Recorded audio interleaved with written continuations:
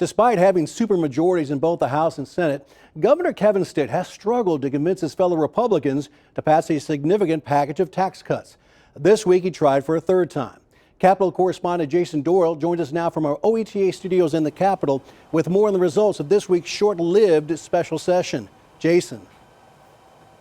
Rich, the second special session of 2023 lasted all of 5 hours before the Senate decided to end their part of the session. And like the famous line from the movie Cool Hand Luke, looks like there was a failure to communicate. The Senate will come to order. 9 o'clock Tuesday morning, that's how this special session began. A few hours later, Senate President Pro Tem Greg Treat called to end the session. I had not planned on doing the following motion today, but with the governor not answering the call and showing up in special session in the Appropriations and Budget Committee for a session that he called and has not still articulated a plan, I will, Mr. President. After the Senate's adjournment, Treat said he did not expect to gavel out so soon. I truly walked into the building today not knowing if we would sine die or not. Actually, I thought we would not because I had been getting some now faulty intel that the governor may actually show up. Treat says the Senate was frustrated at Governor Stitt's no-show for the Senate Appropriations and Budget Committee hearing. Instead, the governor held a news conference that included House Speaker Charles McCall and nationally known anti-tax activist Grover Norquist. Oklahoma's surrounded by states moving their taxes down. Businesses looking to invest don't just ask where are your taxes now. They ask where your tax is going to be in 5 years, 10 years, 20 years. The Stitt news conference began just 30 minutes before he was scheduled to appear before the Senate. Very disappointed that he chose not to. It's not like he was out of the country. It's not like he was out of the state.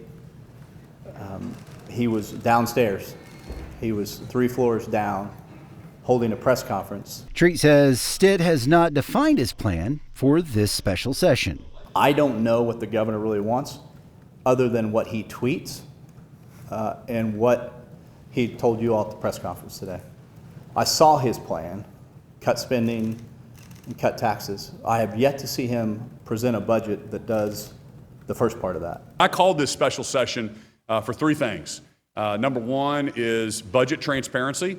Let's make sure the budget is more transparent. We have more time to look at it. We have more time for House and Senate members to opine on that. And I've just asked for 72 hours to look over the budget. I've asked for tax cuts, and I've asked for tax fairness. During his press conference, the governor said he's been clear concerning what he wants the legislature to do to help provide tax relief to Oklahomans. I couldn't be more transparent with what I'm asking for, and it is to slow the growth of government, put money back into people's pockets, and slow this unsustainable growth in government. He believes Oklahoma's government can afford to provide a personal income tax cut now.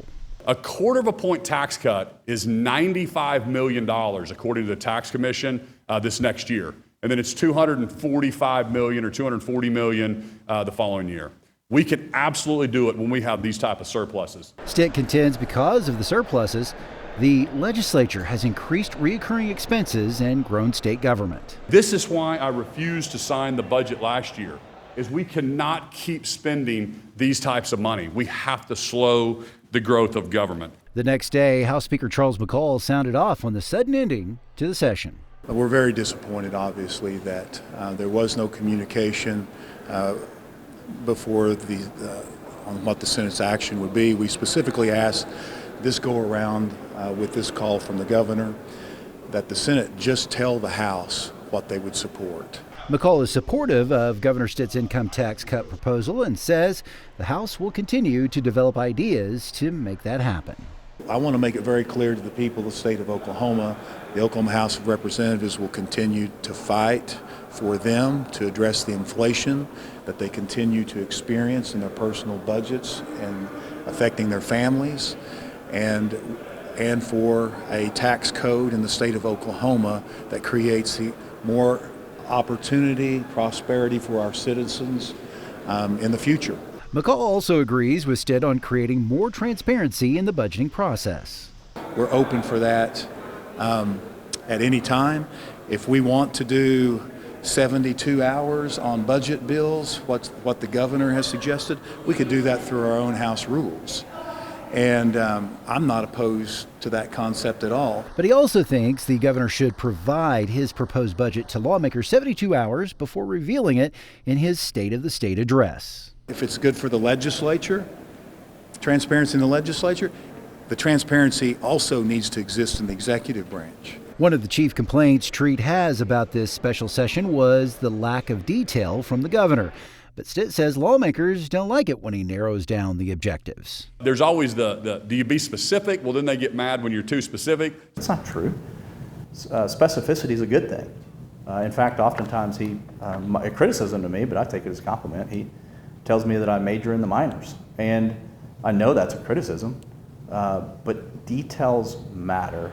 For McCall and Stitt, they simply wish the Senate would put up the tax proposals for a vote and let the chips fall where they may. The Senate should just do what the House does, put it up for a vote. If the Senate members don't want it, vote it down. The issue will be closed. The House did not sine die this week, meaning the special session is technically still open.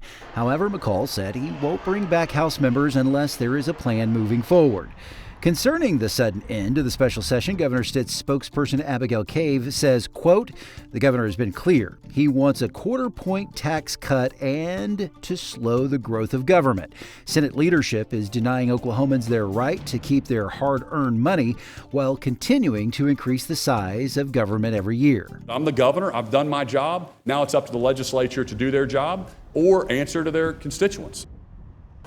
While the House keeps its part of the special session open, it prevents Governor Stitt from calling a new special session. And whether there's a special session or not, tax cuts and budget reform will remain issues going into the regular session in February 2024. Rich? Jason, thank you very much.